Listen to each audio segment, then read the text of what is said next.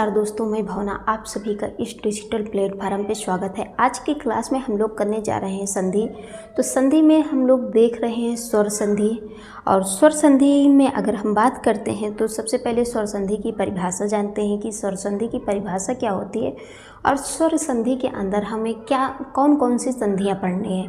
तो कौन कौन सी पढ़नी है, सबसे पहली जो संधि है आपकी वो दीर्घ संधि है, दूसरी है गुण संधि, तीसरी है वृद्धि संधि, चौथी है यड़ संधि और पांचवी है आयाति संधि।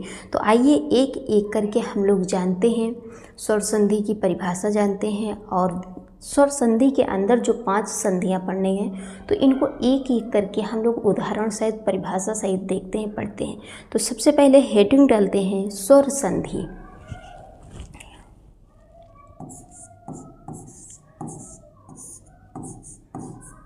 स्वर संधि क्लियर।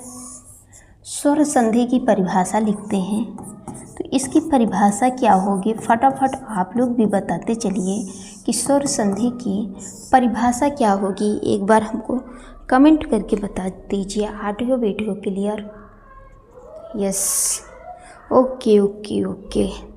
जहाँ 2 स्वरों का मेल होने पर, चलिए नोट कीजिए, जहाँ 2 स्वरों का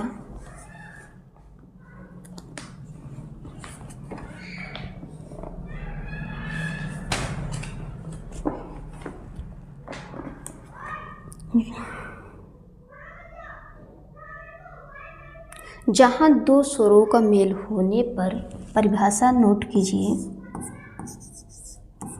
जहाँ 2 स्वरों का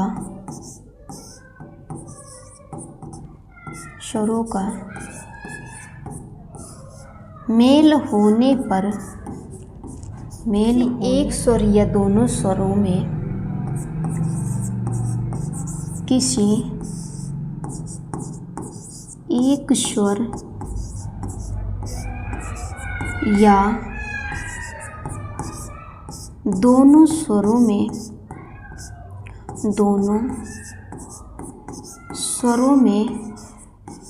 परिवर्तन हो जाए, जो परिवर्तन होता है, दोनों स्वरों में जो परिवर्तन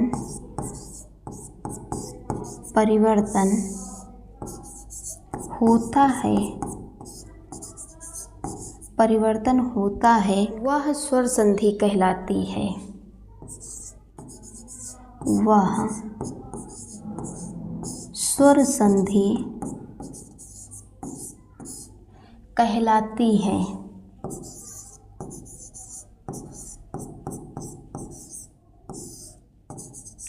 स्वर संधि कहलाती है अर्थात 2 स्वरों के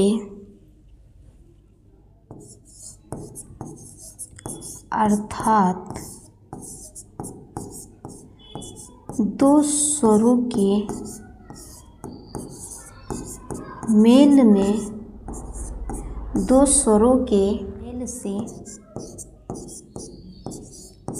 जो विकार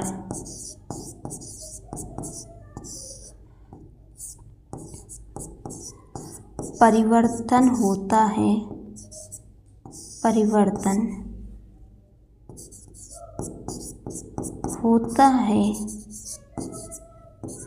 उसे स्वर संधि कहते हैं। उसे स्वर संधि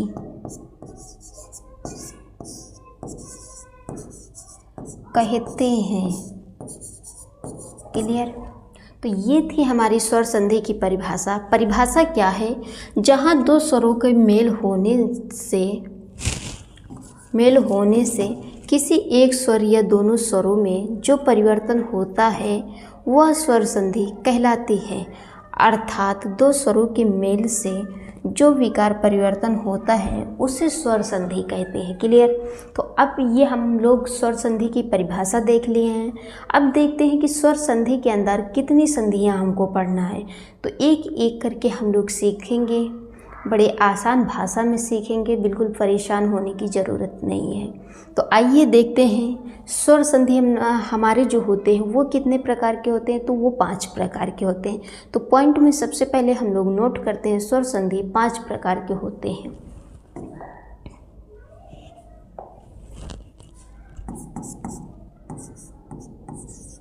स्वर संधि 5 प्रकार के होते हैं। 5 प्रकार के होते हैं। कौन कौन से होते हैं फटाफट आप लोग कमेंट करके बताइए कि वो 5 प्रकार के कौन कौन से हैं जो होते हैं। तो सबसे पहले कौन सा होगा? दीर्घ संधि। कौन सा होगा? दीर्घ संधि।